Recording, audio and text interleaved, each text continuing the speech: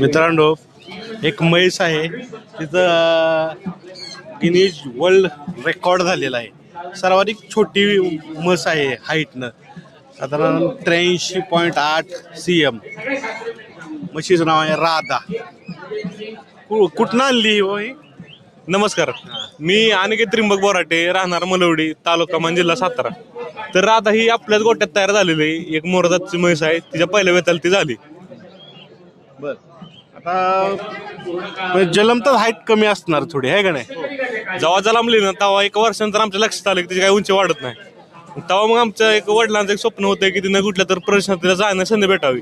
सुरुवातीला आम्ही वेगवेगळ्या ठिकाणी संधी शोधत होतो, पण सुरुवातीला आपल्याला संधी भेटली नाही कुठं.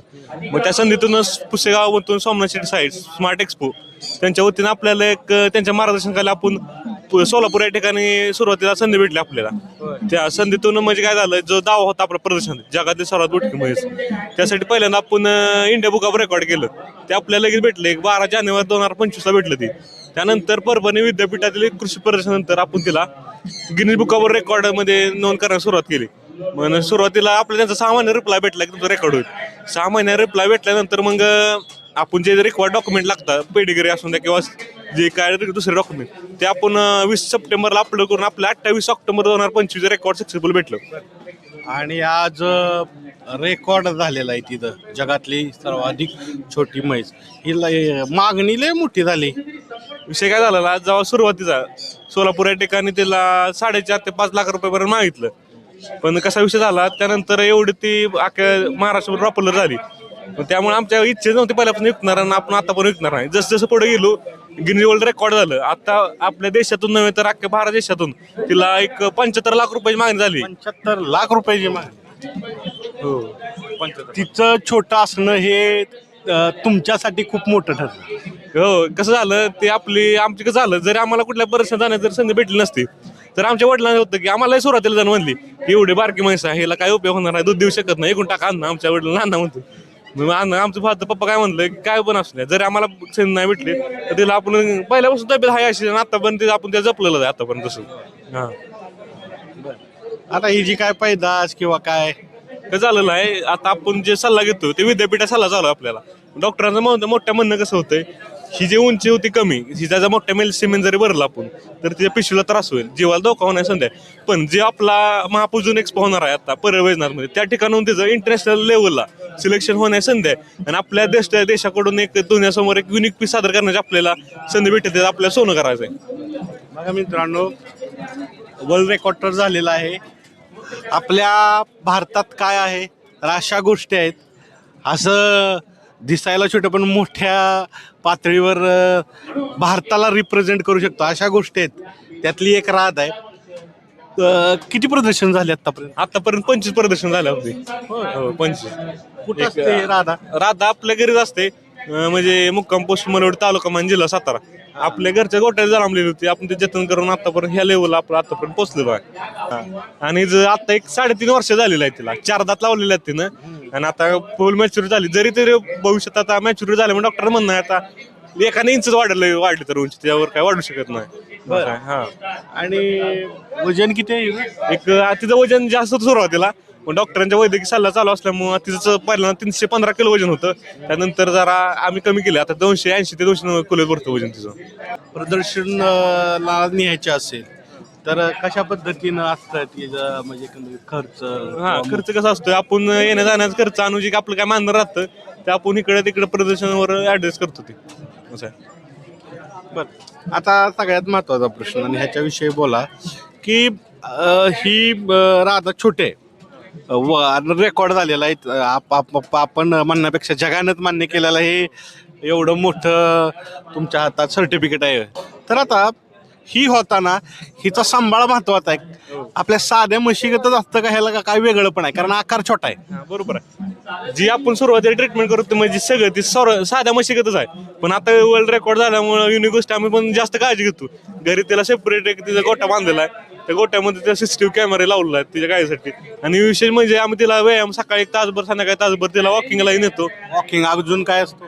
वॉकिंग म्हणजे दुसराच नाही, नॉर्मल सगळं असते. तिला दररोज धुणं आलं, तिला आता प्रदर्शनमध्ये बघताय तुम्ही गजरा, हार, ही आम्ही जिथं जाईल तिला आवडीचा छंद आहे. प्रत्येक प्रदर्शन आपलं असं तुम्हाला सिट्या दिसणार. किंवा जे बॅनर असतील, आणखीन बॅनर होतं आपलं बॅकग्राऊंडचं, मोठे मोठे बॅनर आहेत. आणि जायला त्या ठिकाणी हिचं प्रदर्शनच्या पुढे झालं असं आपल्या वेगवेगळ्या ठिकाणी जायला अजून आपलं असं एवढं पब्लिक प्रतिसाद भेटतो आपल्याला की सातारा या ठिकाणी छत्रपती कृषी परिषद आलं होतं.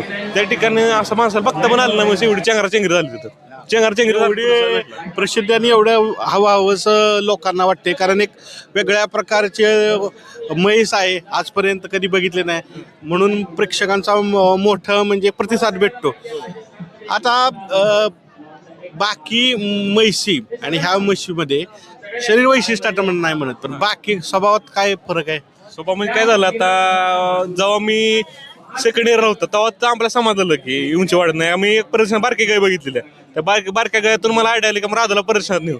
मग जसं मग आमच्या वडिलांनी सांभाळ केला, माझे BSc वगैरे झाले राहुल विद्यापीठातून.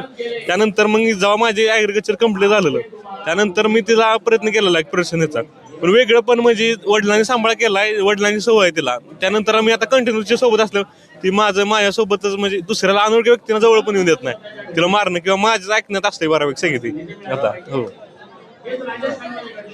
आतापर्यंत प्रदर्शन खूप झाले असतील, सगळ्यात मोठी प्रतिक्रिया कुठली आहे? लोक गर्दी करतात ही आहेच, पण एखादी प्रतिक्रिया की आठवणीत राहिली की राधानं आमचं आयुष्य चेंज केलं, अशी कुठली? एक सातारामध्ये झालेला विषय आहे. जेव्हा आपण प्रदर्शनात गेलो तेव्हा एक आजोबा आलेलं, आजोबांनी असं म्हणले की तुमचे असंही एखाद्या घरी नशिबाने झालं आमचं, ते नशीब म्हणजे तुम्ही, ती तुमच्या नशिबाने घरात झाला म्हणजे लक्ष्मी आहे तुमच्यासाठी. ते तुम्ही म्हणलं किती जरी किंमत आली भविष्यात किंवा कोटी किंवा 10 लाख 10 कोटी मागून द्या, कसं आता इंडियामध्ये आपल्या एवढी गोष्ट मागतो, जेव्हा इंटरनॅशनल लेवल जाईल तेव्हा ती किंमत 5 पट जाणार आहे. त्यामुळे जी आजोबांचं म्हणणं होतं किती जर किंमत झाली तर विकू नका, घरची लक्ष्मी आहे, तुम्हाला ती नाक जग दाखवलंय, त्या जग दाखवले त्या गोष्टी तुम्ही विकूच नका. असं आपली पण इच्छा झाली तेव्हापासून आम्ही किती जर किंमत दिली, आमच्या वडिलांना पण असं आहे किती भर किंमत दिली तर आपल्याला विकायचं नाही. विशेष म्हणजे तुम्हाला सांगतो, जर इथं ब्रीडिंग उद्या सक्सेसफुल झालं तर आता पूर्ण जातीमध्ये तुम्ही छोट्या गाई बघताय, त्या छोट्या तिचे ह्याच्या बसणं छोट्या मशीनचे पैसे चालू होईल, म्हणजे एवढा मोठा विषय. त्यामुळे किंमतीचं कारण म्हणजे हे आहे मोठं तिचं. भविष्यात हिच्या रूपानं जशी तुम्ही एका जातीचा उल्लेख करताय गायीच्या की छोट्या प्रमाणावर घरी पाळण्यासाठी, तशा पद्धतीनं ती जाऊ शकते, 100% होऊ शकते. असं आहे, आता पण होऊ शकतं, पण आता रिस्क राहते. जे आपण करेल तो जीवाला धोका होईल. जेव्हा महाराष्ट्र सरकार किंवा गव्हर्नमेंट ऑफ इंडिया पुढाकार घेऊन जेव्हा आपल्याला काय विषयासाठी करेल तेव्हा आपण 100% प्रयत्न करू, जर जीवाला धोका नसेल तर. असं आहे. अनेक माध्यमांनी राधाच्या मुलाखती घेतल्यात, त्यांची मुलाखत घ्यायची होती, पण सगळ्यात महत्त्वाचं जाईल तिथं अशी म्हणतं एक कृषी प्रदर्शनात जाते तर एक चर्चेचा विषय ठरते, आपण म्हणून अट्रॅक्शन ठरते राधा. आता राधाचं तर सांगताय तुम्ही सगळ्या गोष्टी, प्रसिद्धी झाली, पण तिला एक माणूस राखीवच लागत असेल की कंटिन्यू? 100%. जरी घरी कसं असतं, आमचं आई वडील जेव्हा मी बाहेर माहीत कंटिन्यू ते संघ असतो, आता 3 जण असतो आम्ही इथं, विषय काय दिलं संध्याकाळी झोपताना किंवा सगळं व्यवस्थित असते पॅक येऊन.